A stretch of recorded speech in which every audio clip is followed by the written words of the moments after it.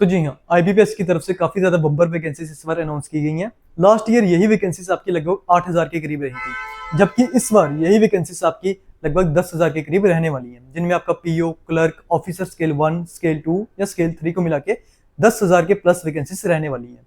तो चलिए ज्यादा देर ना करते हुए वीडियो की तरफ देखते हैं कि क्या क्या इंपॉर्टेंट चीजें जो आपके काम आ सकती है।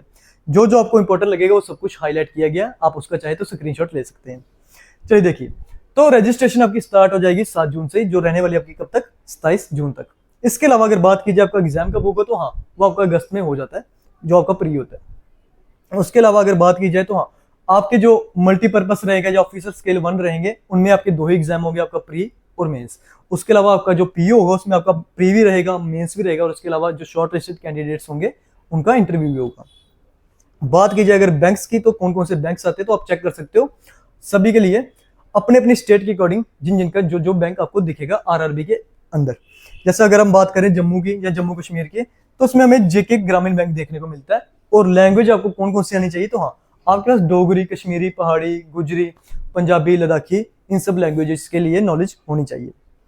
अब चेक कर सकते हैं, जैसे झारखंड का हो गया तो उसका कौन सा बैंक आ जाएगा, झारखंड राज्य ग्रामीण बैंक। इस तरह से हर एक स्टेट का एक सेपरेट बैंक रहता है जो आरआरबी के अंडर आता है।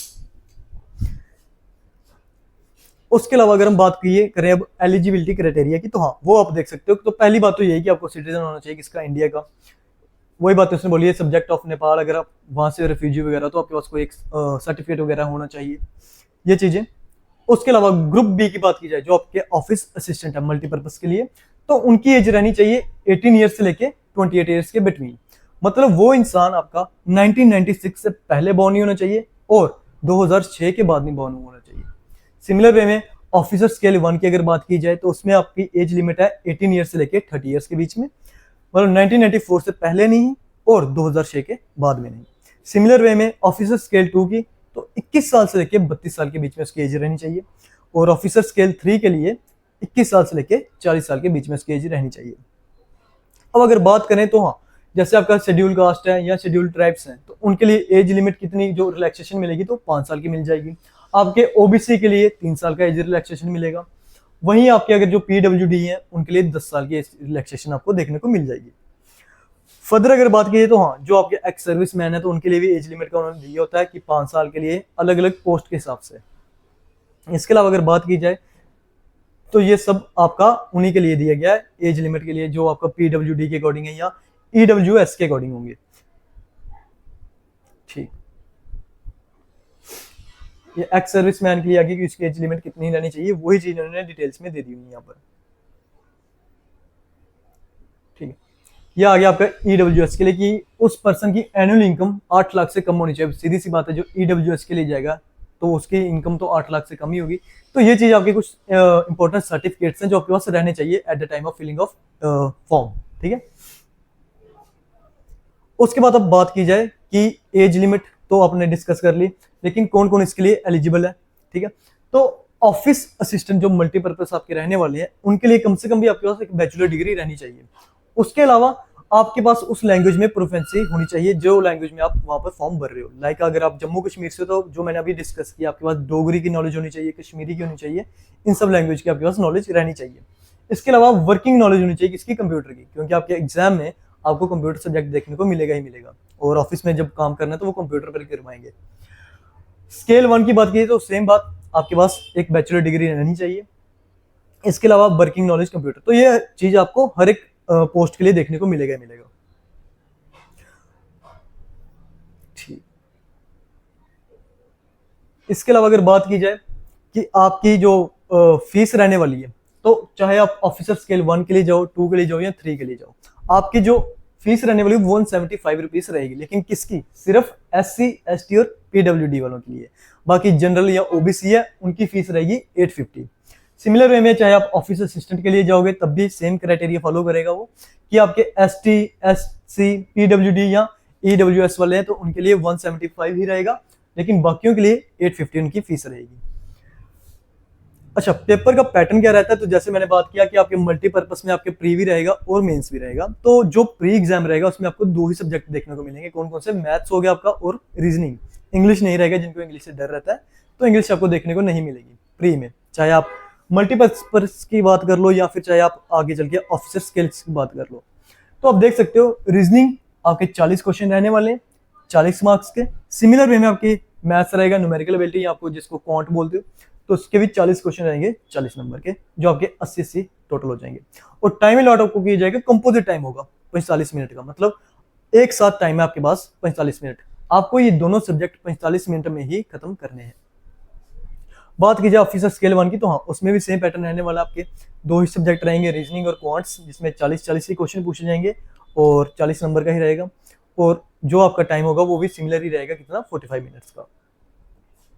कट ऑफ डिपेंड करता है कि हर बार कितना था, क्योंकि कट ऑफ का हर बार चेंज होता ही रहता है, चाहे एक नंबर ऊपर या नीचे हो जाएगा, लेकिन cut of her bar new देखने को आपको मिल ही जाता है।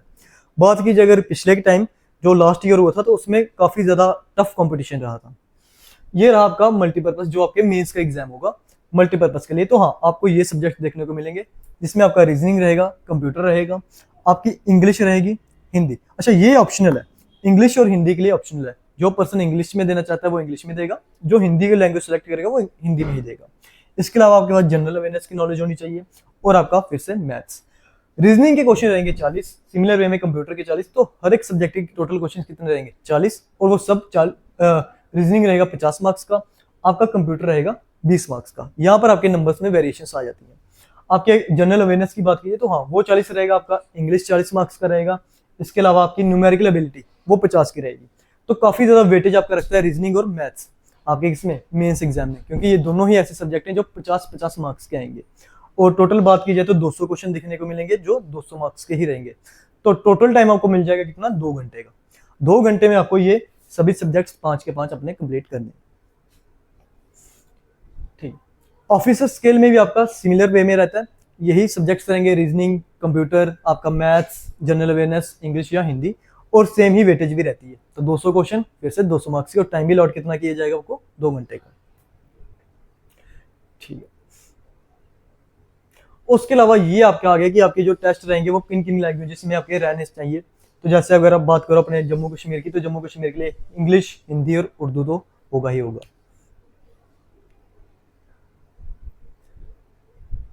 ठीक, ऑफिसर स्केल 2, तो इसकी अगर मैं बात करूं, जो कि ये सिंगल लेवल का रहता है एग्जाम, मतलब इसमें आपको सिर्फ एक ही बार एग्जाम देना है, उसके बाद डायरेक्ट आपका इंटरव्यू होता है और फिर आपकी जॉब सिलेक्ट हो जाती है। तो इसमें आपके पास रीजनिंग रहेगा, कंप्यूटर नॉलेज होगी, आपकी फाइनेंशियल अवेयरनेस जो कि बैंकिंग के रिलेटेड ही रहने वाली है, इंग्लिश और हिंदी, और साथ में क्वांटिटेटिव एप्टीट्यूड रहेगा जो कि आपका मैथ्स से होता है, और साथ में डीआई के क्वेश्चंस, तो ये भी मैथ में ही कवर हो जाते हैं, जिनमें आपके 40-40 क्वेश्चंस रहेंगे हर एक सब्जेक्ट से।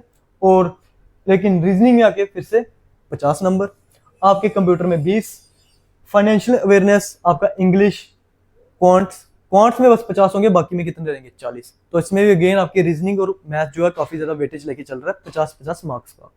तो टोटल 200 क्वेश्चन ही रहेंगे 200 मार्क्स के, और इसमें भी आपको टाइम कितना मिलेगा, 2 घंटे का ही। एक चीज और ध्यान में रखना, जो पर्सन ऑफिसर स्केल के लिए अप्लाई करेगा, तो हाँ वो ऑफिसर स्केल के साथ अपना पीओ या क्लर्क का अप्लाई कर सकता है, बट वो ये नहीं करेगा कि ऑफिसर स्केल 1 भी कर रहा है, ऑफिसर स्केल 2 के लिए भी अप्लाई कर रहा है, 3 के लिए भी कर रहा है।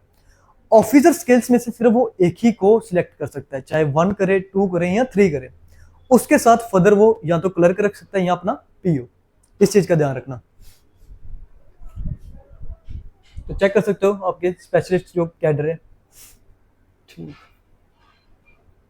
और ये आपका रॉन्ग अगर कोई क्वेश्चन हो गया, आपका गलत क्वेश्चन हो गया, तो आपको पेनल्टी मिल जाएगी कितनी, 1/4 मार्क्स, मतलब 0.25 मार्क्स की। तो काफी ध्यान से एग्जाम करना है। कट ऑफ की अगर बात की जाए तो हाँ वही मैं जो बात कह रहा हूँ आपसे कि कट ऑफ जो है हर बार चेंज होता रहेगा, डिपेंड करता है कि क्वेश्चन का लेवल क्या आने वाला है। इस बार एग्जाम अगर इजी है तो सीधी सी बात है कट ऑफ काफी हाई जाएगा। जबकि अगर बात की जाए पिछले ईयर की, तो हाँ पिछले ईयर में आपका जो कट ऑफ गया था तो काफी हाई चला गया था, क्योंकि पेपर इजी रहता है एज कम्पेयर टू पीओ।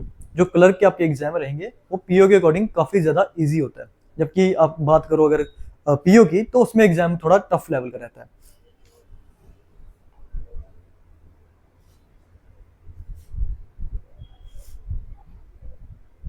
ये सेंटर्स की बात आ गई कि जहां जहां पर आप रहते हो वहीं के आपके सेंटर से अलॉट किए जाएंगे। और हाँ ये डॉक्यूमेंट्स के बारे में कह रहा है कि आपके पास जब भी आप फॉर्म भरने जाओगे तो आपके पास सेल्फ अटेस्टेड आपके डॉक्यूमेंट्स रहने चाहिए और ओरिजिनल कॉपी रहनी चाहिए। जब एग्जाम देने भी जाओगे तो अपने साथ एक कॉपी जरूर रखो, लेकिन ये नहीं कि आप उसके साथ ओरिजिनल डॉक्यूमेंट ना लेके जाओ। आपको अपने साथ एक ओरिजिनल डॉक्यूमेंट भी रखना पड़ेगा।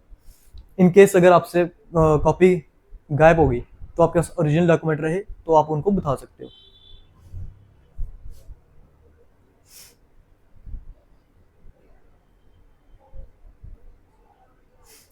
ठीक, आइडेंटिफिकेशन मार्क का याद रखना, क्योंकि फॉर्म भरते हुए तो वो बोलते हैं, ये वही बात कह रहा है कि कैंडिडेट को अपने पास ओरिजिनल कॉपी सेम फोटो वो रहनी चाहिए, क्योंकि हर बार चेक करते हैं वो वहां पर जब आप एग्जाम देने जाओगे।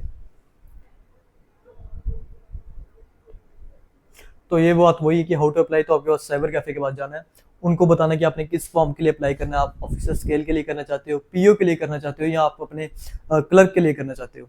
तो हाँ, आपके पास चॉइस है कि आप दो फॉर्म्स को एक साथ अप्लाई कर सकते हो, चाहे आप क्लर्क और पीओ दोनों कर लो, या आप क्लर्क के साथ स्केल्स के कर दो, ऑफिसर स्केल्स के, या क्लर्क और पीओ के साथ आप ऑफिसर स्केल्स को कर सकते हो। लेकिन फिर से वही बात कह रहा हूँ कि आपको स्केल ऑफिसर 1, 2 या 3 इन तीनों में से कोई एक ही सिलेक्ट करना पड़ेगा। ठीक है,